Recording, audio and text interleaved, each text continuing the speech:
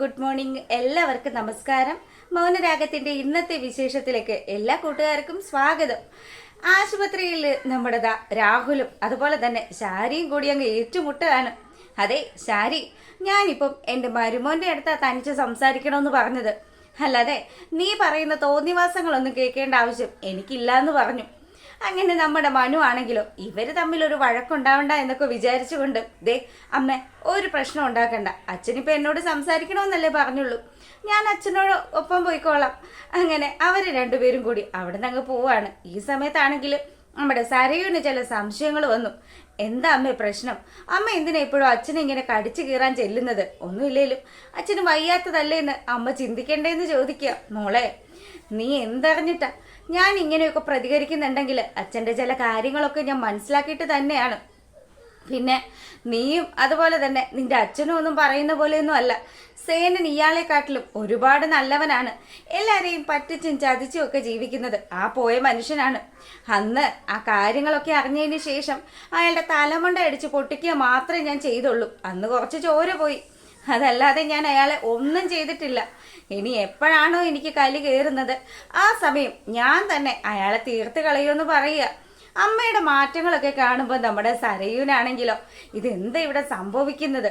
അമ്മയും അച്ഛനും തമ്മിൽ ഇത്ര കണ്ട് അകന്നു പോയോ? അല്ല, മോൾ ഇത്രയൊക്കെ ന്യായീകരിക്കുന്നുണ്ടല്ലോ. നിന്റെ അച്ഛനെ നിനക്ക് ദേഷ്യമല്ലേ എന്ന് ചോദിക്കുക. അതെ, അത് ശരി തന്നെയാ. അത് പിന്നെ ഏത് നേരവും എൻ്റെ മനുവേട്ടനെ കുറ്റം പറഞ്ഞാൽ എനിക്കത് സഹിക്കില്ലമ്മേ. അതിൻ്റെ ഒരു ദേഷ്യമുള്ളൂ. ആ ദേഷ്യം തന്നെയാണ് എനിക്കും ഉള്ളത്. എന്തായാലും ഇപ്പം മനുമോനെയും കൂട്ടിയിട്ട് പോയിട്ടുണ്ടല്ലോ, അയാൾ എന്ത് പറഞ്ഞു കൊടുക്കാനാണെന്ന് ദൈവം തമ്പുരാന് മാത്രമേ അറിയുള്ളൂ. ഈ സമയത്ത് ഇതാ നമ്മുടെ രാഹുലും അതുപോലെ മനോഹരനും കൂടി നിന്ന് സംസാരിക്കുക. എന്താണോ താൻ എന്നെ വിളിച്ചതെന്ന് രാഹുലിനോട് മനു ചോദിക്കുക. അതെ, എനിക്ക് നിന്നോടൊരു കാര്യം പറയാനുണ്ട്. നിന്റെ ഒരു അലമ്പ് കൂട്ടുകാരനുണ്ടല്ലോ സനല്, അവനെയും കൂടി വിളിച്ചിട്ട് ദേ അകത്ത് കിടക്കുന്ന ആ രാക്ഷസ കുഞ്ഞിന്റെ കാര്യത്തിൽ എന്തെങ്കിലും ഒരു തീരുമാനം ഉണ്ടാക്കണമെന്ന് പറയുക. എടോ, താൻ പറയുന്നത് കേട്ട് കഴിഞ്ഞാൽ ഈ പട്ടിയും പൂച്ചയും ഒക്കെ എടുത്തുകൊണ്ട് കളയുന്ന പോലെയാണല്ലോ ഒരു കുഞ്ഞിനെ കൊണ്ടുപോയി കളയുന്ന കാര്യം. ദേ അത് നടപ്പുള്ള കാര്യമൊന്നും അല്ല. നേരത്തെയൊക്കെ നമ്മൾ എന്തെങ്കിലും പട്ടിയെ പൂച്ചയോ ഒക്കെ ചാക്കി കെട്ടിക്കൊണ്ട് കളഞ്ഞ കുഴപ്പമില്ല. പക്ഷെ ഇപ്പൊ അതല്ല, മൃഗസ്നേഹികൾ ഇറങ്ങും നമ്മുടെ പിന്നാലെ. അതുകൊണ്ട് ഇതൊക്കെ ആലോചിച്ചും കണ്ടുപോയി ചെയ്യാൻ പറ്റുള്ളൂ. താൻ ചെയ്തത്രയും പാപമൊന്നും എന്തായാലും ഈ ജീവിതത്തിൽ ഞാൻ ചെയ്തിട്ടില്ല. താൻ 25 കൊല്ലം ആ പാവപ്പെട്ട കിരണിന്റെ അച്ഛനെയും അമ്മയെയും അകറ്റി താമസിപ്പിച്ചില്ലേ? തൻ്റെ ഒറ്റ ദുഷ്ടലാക്കുകൊണ്ട് ആ പാവം സ്ത്രീ താര, അതും അവർക്ക് സംസാരശേഷി പോലും ഇല്ല, അങ്ങനെയുള്ള ആ സ്ത്രീയെ വരെ താൻ ചതിച്ചില്ലേടോ? എന്നിട്ടോ ആ കുഞ്ഞിനെ കൊണ്ടുവന്ന് താൻ തൻ്റെ ഭാര്യയുടെ അടുത്ത് കിടത്തി. അവിടെയും താനൊരു ചതിയല്ലേടോ ചെയ്തത്? ഇത്തരത്തിലുള്ള ചോദ്യങ്ങളൊക്കെ കേൾക്കുമ്പം ചതി അതിൻ്റെ കഥ നീ അധികമൊന്നും പറയണ്ട. നീ ഈ ചുരുങ്ങിയ പ്രായം കൊണ്ട് എത്ര കല്യാണം കഴിച്ചടാ? എടോ, ഞാൻ കല്യാണമേ കഴിച്ചിട്ടുള്ളൂ, അല്ലാതെ ഇതുപോലെ മൊത്തത്തിൽ ആരെയും തേച്ചിട്ടൊന്നും ഇല്ല. തന്നെ സ്നേഹിക്കുന്ന ആൾക്കാരെയൊക്കെ താൻ പറ്റിച്ചുകൊണ്ടിരിക്കുകയല്ലേടോ എന്നൊക്കെ നമ്മുടെ മനു പറയുക. അപ്പം മനുവിൻ്റെ ഈ സംസാരമൊക്കെ കേൾക്കുമ്പോൾ ഇതാ നമ്മുടെ രാഹുലിന് നല്ലതുപോലെ ദേഷ്യമൊക്കെ വരുന്നുണ്ട്. എന്നാലും ഇപ്പം രാഹുൽ മനുവിൻ്റെ മുന്നിൽ തൊഴുത് നിൽക്കുകയാണ്.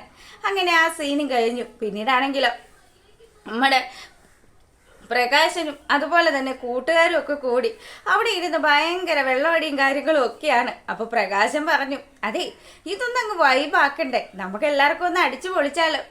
അങ്ങനെ ആ മറ്റേ വേട്ടയൻ സിനിമയിലെ രാ രാ ആ പാട്ടൊക്കെ ഇട്ടിട്ട് ഇവരെല്ലാവരും കൂടി ചേർന്ന് നല്ല സൂപ്പറായിട്ട് ഡാൻസ് കളിക്കുക. പ്രകാശനൊക്കെ നന്നായിട്ട് കളിക്കുന്നുണ്ട് കേട്ടോ. പ്രകാശന്റെ അവസാനത്തെ ഡെപ്പാങ്കൂത്താണല്ലോ ഇപ്പൊ നടക്കുന്നത്. അതുകൊണ്ട് തന്നെ പ്രകാശൻ നല്ല സന്തോഷത്തില് രാജപ്പനൊക്കെ ഈ തടിയും വെച്ച് എങ്ങനെയാണ് കളിക്കുന്നതെന്ന് പ്രകാശൻ ചോദിക്കുകയാണ്. അവിടെ ഇവരുടെ കളിയൊക്കെ കണ്ടുകൊണ്ട് നമ്മുടെ മൂങ്ങാമുത്തശ്ശി വരിക. കൊച്ചുമകന്റെ കയ്യിലിരുന്ന ആ കണ്ണാട വാങ്ങിച്ചിട്ട് പുള്ളിക്കാരി കണ്ണിലേക്ക് വെച്ചു. അതിനുശേഷം ആശാട്ടി ആ പാട്ടിനനുസരിച്ച് ചുവട് വെക്കുകയാണ്. രജനീകാന്തിന്റെ ആ സ്റ്റെപ്പൊക്കെ നമ്മുടെ അമ്മൂമ്മ ഇടുന്നത് അതെന്തായാലും വീഡിയോയിലൂടെ തന്നെ ഒന്ന് കാണണം കേട്ടോ.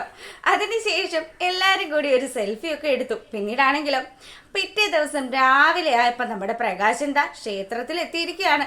അവിടെ ചെന്ന ദേവിയെ മനസ്സറിഞ്ഞ് വിളിച്ചു. ഒരു തടസ്സവും കൂടാതെ തൻ്റെ 3ാമത്തെ വിവാഹം നടത്തി തരണേ ദേവി എന്ന് പ്രാർത്ഥിച്ചു. അവിടെ പ്രാർത്ഥിച്ചുകൊണ്ട് നിൽക്കുമ്പോൾ തിരുമേനി വന്നു കേട്ടോ. തിരുമേനി പ്രസാദമൊക്കെ നൽകി. തിരുമേനിയോട് പറഞ്ഞു, തിരുമേനി ഇന്ന് 10 മണിക്ക് ശേഷമാണ് എൻ്റെ കല്യാണം. ദേ നല്ല 1ാം തരം വെജിറ്റേറിയൻ സദ്യയൊക്കെ ഉണ്ട്. തിരുമേനി അവിടേക്ക് വന്നേണം. തിരുമേനി എന്തായാലും വരണം കേട്ടോ എന്നൊക്കെ പറഞ്ഞപ്പം നോക്കാടോ പ്രകാശ, എന്തായാലും നോക്കാം, സമയം കിട്ടുകയാണെങ്കിൽ വരാൻ കേട്ടോ എന്നും പറഞ്ഞ് പുള്ളിക്കാരൻ അങ്ങോട്ട് പോയി. അങ്ങനെ പ്രകാശൻ തൊഴുതും മടങ്ങുന്ന സമയത്ത് നമ്മുടെ ദീപ അമ്പലത്തിലേക്ക് വരിക. ദീപയെ കണ്ടപാടെ തന്നെ അവൾ ഇവിടെയും വന്നല്ലോ, ആരുടെ മുഖമാണ് കാണണ്ട എന്ന് ഞാൻ ആഗ്രഹിച്ചത്, അവളെ തന്നെ എൻ്റെ മുന്നിൽ കൊണ്ടുവന്ന് നിർത്തിയല്ലോ ദൈവം. എന്താടി നീ ഇവിടെ വന്നത്? എൻ്റെ കല്യാണം മുടങ്ങിപ്പോയി, ഞാൻ നിരാശനായിട്ട് നിൽക്കുന്ന കാഴ്ച കാണിച്ചു തരണേ ദേവി എന്ന് പ്രാർത്ഥിക്കാനാണോ? എന്തായാലും നിന്റെ പ്രാർത്ഥന ഫലിക്കാനൊന്നും പോകുന്നില്ല. നിന്നെ കണ്ട ദിവസമായതുകൊണ്ട് ഇന്നത്തെ ദിവസവും പോക്കാണല്ലോ ദൈവമേ. എടോ, ഞാൻ ആ താലി ഊരി തൻ്റെ മുഖത്തേക്ക് വലിച്ചെറിഞ്ഞ സമയം മുതൽ തന്നെക്കുറിച്ചുള്ള ഓർമ്മ പോലും എൻ്റെ ജീവിതത്തിലില്ല. പിന്നെ ഞാൻ എന്തിനാ തൻ്റെ കല്യാണം കലക്കുന്നത്? താൻ കല്യാണം കലക്കാൻ പോകുന്നത് തൻ്റെ കല്യാണം കലക്കാൻ പോകുന്നത് അത് വേറെ ചില ആൾക്കാരായിരിക്കും എന്നുള്ളൊരു സൂചന നമ്മുടെ ദീപ കൊടുക്കുക. പിന്നെ ഇങ്ങോട്ട് വാ, കലക്കാനായിട്ട് വരുന്നവരെ ഞാൻ കലക്കി വിടും. നിന്റെ മരുമോനെയും മോളെയും ആയിരിക്കും നീ ഉദ്ദേശിച്ചത്. എനിക്ക് എന്തായാലും നിന്നോടൊന്നും സംസാരിച്ച് സമയം കളയാൻ നേരെയില്ല. വേണമെങ്കിൽ ഇന്ന് വന്നോ, എൻ്റെ കല്യാണമൊക്കെ കണ്ട് സദ്യയൊക്കെ കഴിച്ചിട്ട് പോവാന്നും പറഞ്ഞു പ്രകാശൻ ദേഷ്യപ്പെട്ട് പോവാ. അങ്ങനെ ദീപ നേരെ ക്ഷേത്രത്തിൽ വന്നു. പിന്നീടാണെങ്കിലോ ക്ഷേത്രത്തിൽ വന്ന് മടങ്ങി പോകുന്ന നമ്മുടെ ദീപയെ കാണിക്കുക. അപ്പൊ കല്യാണി കുളിയൊക്കെ കഴിഞ്ഞ് ഇങ്ങോട്ട് ഇറങ്ങി വരിക. അമ്മ രാവിലെ തന്നെ അമ്പലത്തിൽ പോയോ? പോയി മോളെ, എനിക്കിന്നൊന്ന് അമ്പലത്തിൽ പോകണമെന്നൊക്കെ തോന്നി. ആ ദുഷ്ടന്റെ കല്യാണമല്ലേ ഇന്ന്. അമ്മ അത് നടക്കുമൊന്നും ഇല്ലല്ലോ, അമ്മ വരുന്നില്ലേ എന്ന് ചോദിക്കുക. ഞാൻ എന്തായാലും വരുന്നില്ല. അവൻ്റെ കല്യാണം മുടങ്ങി അവൻ നാണം കെട്ട് നിൽക്കുന്ന സമയത്ത് അവൻ്റെ മുന്നിൽ ചെന്ന് നിൽക്കണേ എനിക്ക്. ഇങ്ങനെയൊക്കെ പറഞ്ഞുകൊണ്ട് നിൽക്കുക. അപ്പം നമ്മുടെ കിരൺ കല്യാണത്തിന് പോകാനൊക്കെ റെഡി ആയിട്ട് ഇങ്ങോട്ട് വരിക കേട്ടോ. കിരണിനെ കണ്ടപാടെ തന്നെ കിരണേട്ടൻ റെഡി ആയിട്ടുണ്ടല്ലോ. സന്തോഷമായി. എന്തായാലും നടക്കാത്ത കല്യാണം കാണാൻ നമ്മളെല്ലാവരും അവിടെ ഉണ്ടാവണം. 10 മണിയാകുമ്പോൾ എത്തണമെന്നാണ് ചേച്ചി പറഞ്ഞിരിക്കുന്നത്. കല്യാണി എന്നിട്ട് ഞാൻ എന്നാ പോയി വേഗം ഒരുങ്ങിയിട്ട് വരാട്ടോ, അമ്മ വരുന്നില്ലല്ലോ. ഇല്ല മോളെ, നീ പോയി ഒരുങ്ങിയിട്ട് വാ, അമ്മ എന്തിനമ്മ വിഷമിക്കുന്നതെന്ന് ചോദിച്ച് കിരൺ നമ്മുടെ ദീപയുടെ അടുത്ത് ചെല്ലുക. സങ്കടമൊന്നും ഇല്ല മോനെ, പിന്നെ കുറേ കാലം എൻ്റെ ഒപ്പം താമസിച്ചതല്ലേ എന്നുള്ളൊരു ബുദ്ധിമുട്ട്, അത്ര മാത്രമേ ഉള്ളൂ. അങ്ങനെ നമ്മുടെ ബൈജു അവിടെ ഇങ്ങനെ ഇരിക്കുക. ബൈജു ഇരുന്ന് ബൈജുവിൻ്റെ ആ വടിയൊക്കെ ശരിയാക്കിക്കൊണ്ടിരിക്കുമ്പോൾ അങ്ങോട്ടേക്ക് ദീപ ഒരു കപ്പ് കാപ്പിയൊക്കെ ആയിട്ട് വന്നു. ദീപേച്ചി കല്യാണത്തിന് പോകുന്നില്ലേ എന്ന് ചോദിക്കുക ബൈജു. ഞാൻ പോകുന്നില്ല മോനെ. അല്ല, നീയും പാറുമോളും ഒക്കെ പോകുന്നുണ്ടോ? ഇല്ല, കടുവയുടെ കല്യാണം ആയതുകൊണ്ട് അവിടെ എന്തെങ്കിലുമൊക്കെ പ്രശ്നങ്ങൾ ഉണ്ടാവും. ഞങ്ങൾ ചെന്ന് കഴിഞ്ഞാൽ പിന്നെ ഞങ്ങൾക്കത് പിടിക്കില്ല, എന്തെങ്കിലും സംസാരമോ കാര്യങ്ങളോ ഒക്കെ ഉണ്ടാവും. അറിയാലോ പാറുമോളുടെ സ്വഭാവം, പടക്കോ അല്ലെങ്കിൽ അമിട്ടോ എന്തെങ്കിലും ആ തള്ളയുടെ മോൻ്റെ വായിൽ വെച്ച് പൊട്ടിക്കും. അപ്പം അതുകൊണ്ട് അവിടെ ഒരു രക്തച്ചൊരിച്ചിൽ ഒഴിവാക്കാൻ വേണ്ടിയിട്ട് ഞാനും പാറും പോകുന്നില്ല എന്ന് തീരുമാനിച്ചു എന്ന് പറയുക. പിന്നെ ആണെങ്കിലോ നമ്മുടെ മണവാളൻ ഒരുങ്ങിക്കൊണ്ടിരിക്കുകയാണ്. മണവാളിനെ ഒരുക്കാനായിട്ട് ചുറ്റും വിക്രമുണ്ട്, രാജപ്പനുണ്ട്, അതുപോലെ തന്നെ നമ്മുടെ അണ്ണനും ഉണ്ട്. ഇവരെല്ലാവരും കൂടി ചേർന്ന് നമ്മുടെ പ്രകാശനെ നല്ല സൂപ്പറാക്കി ഒരുക്കി വെച്ചിരിക്കുക. തലയിൽ ആ ഒരു ഹെയർ സ്റ്റൈലും സംഭവങ്ങളും കാണുമ്പോൾ രാജപ്പൻ ചോദിക്കുക, എടാ പ്രകാശ, ഇപ്പം ഇതാണോടാ ട്രെൻഡ്? അതെ അണ്ണ, നമ്മൾ ട്രെൻഡ് അനുസരിച്ച് പോകണ്ടേ. എൻ്റെ മോൻ ഒരു MD ആണ് എന്നുള്ള ചിന്ത എനിക്കും വേണ്ടേ. അതുകൊണ്ട് ആ രീതിയിലൊക്കെ തന്നെയാണ് ഞാൻ അണിഞ്ഞൊരുങ്ങിയിരിക്കുന്നത്. ഇപ്പം എന്നെ കണ്ടാൽ എങ്ങനെയുണ്ട്? എത്ര പ്രായം തോന്നും? നിനക്കിപ്പോൾ നല്ല പ്രായക്കുറവ് തോന്നുന്നുണ്ട്.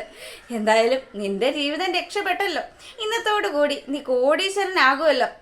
അതെ, അങ്ങനെ തന്നെയാ സംഭവിക്കാൻ പോകുന്നത്. അങ്ങനെ ഇവർ പറഞ്ഞുകൊണ്ട് നിൽക്കുമ്പോൾ അങ്ങോട്ടേക്ക് നമ്മുടെ മൂങ്ങാമുത്തശ്ശി വരിക. മൂങ്ങാമുത്തശ്ശി വന്നതും അമ്മ വന്നിട്ട് എൻ്റെ പ്രകാശ, നിന്റെ ഒരുക്കം കഴിഞ്ഞില്ലേ? മുഹൂർത്തത്തിന് സമയമായി, നമുക്ക് പോകണ്ടേന്ന് ചോദിക്കുക. നോക്കമ്മേ, ഇപ്പൊ എങ്ങനെയുണ്ട് എന്നെ കാണാനെന്നും പറഞ്ഞ് പ്രകാശൻ നമ്മുടെ ചെന്നൈ സിൽക്സിന്റെ പരസ്യത്തിൽ നിൽക്കുന്ന പോലെ മോഡലിനെ പോലെ അങ്ങനെ നിൽക്കുക. കൊള്ളാൻ മോനെ, സൂപ്പറായിട്ടുണ്ട്. ഇപ്പൊ എങ്ങനെയുണ്ടെന്നൊക്കെ ചോദിച്ച് വിക്രവും പറയുക, നന്നായിട്ടുണ്ട് അച്ഛാ, ഗംഭീരമായിട്ടുണ്ട്.